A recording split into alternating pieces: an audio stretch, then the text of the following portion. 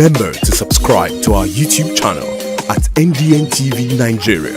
Click on the subscribe button and be the first to get notifications. The decision of the Delta State government to uphold the kingship selection process that produced Gregory OPUTA as Obi of Aboh Kingdom in NDOKWA East local government area continues to spark protest and deepen divisions in the kingdom.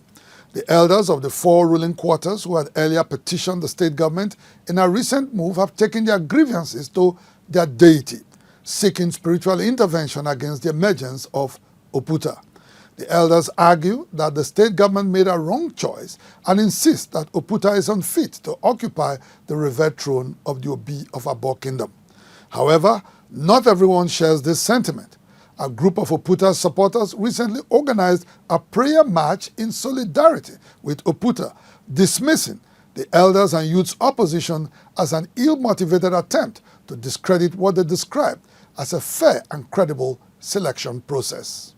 The controversy surrounding the emergence of Gregory OPUTA as the Obi of Aboh Kingdom is far from over.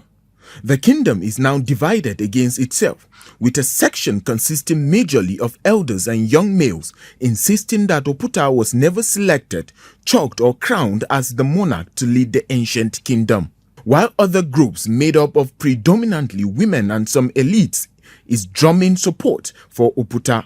This fault line became very glaring again recently when the Delta State government, during a state executive council meeting, approved the kingship of OPUTA.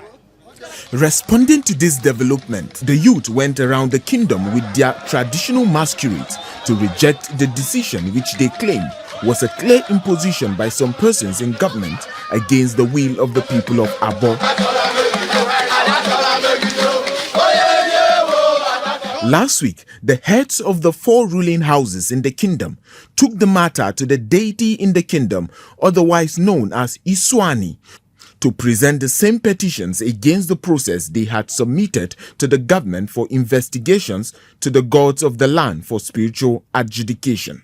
This is a letter from Odwa, the supreme leader and the spiritual leader of Aboh, disassociating Aboh Kingdom, himself and his office from the activities of Dr. Greg OPUTA inflicted.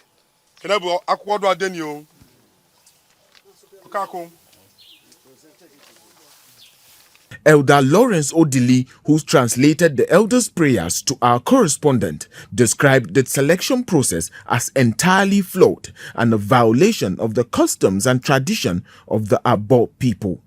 Greg and his cohorts did not follow the due process. He was a prisoner. A prisoner can never become a king. And we wonder how government will back a criminal to be our king. So what everybody is saying here, we have channeled all these letters to the government. They are not trying to listen to our community. That is why we have come to our deity to fight for us. They will look into these documents and do the work. If anybody is supporting Greg, he has himself to blame. Responding to the allegations of Greg OPUTA'S conviction, Chief Amechi Chime dismissed it as baseless and unfounded. He said while it may be true that one Greg OPUTA may have been convicted in 1986, it was definitely not Gregory Nnamdi OPUTA, who is the current Obi of Aboh Kingdom. He noted that the Delta State government could not have approved Greg Nnamdi OPUTA as Obi of Aboh if indeed he was convicted by a court in Delta State. When people allege, the onus is for them to prove. Let them go and prove now. Anybody can go to the press and allege that you are a thief. The onus is you go and prove. But as long as we know that is not true, the man you are seeing is a man of God, very clean. Other supporters backing Greg OPUTA'S ascension to the revered throne of Obi of Aboh also organized a spirited prayer rally in his honor last week in Aboh. They marched through the streets of Aboh Kingdom, singing and dancing, thanking God for what they described as the fulfillment of his will through OPUTA'S emergence. The group also expressed their appreciation to the Delta State government for officially ratifying OPUTA'S selection as their traditional ruler. We, as we are Aboh people, we are happy that we have Greg Oputa as our king. We are pleasant with the present government decision. We were well investigated, and to my greatest joy, it was finally resolved that we went clean.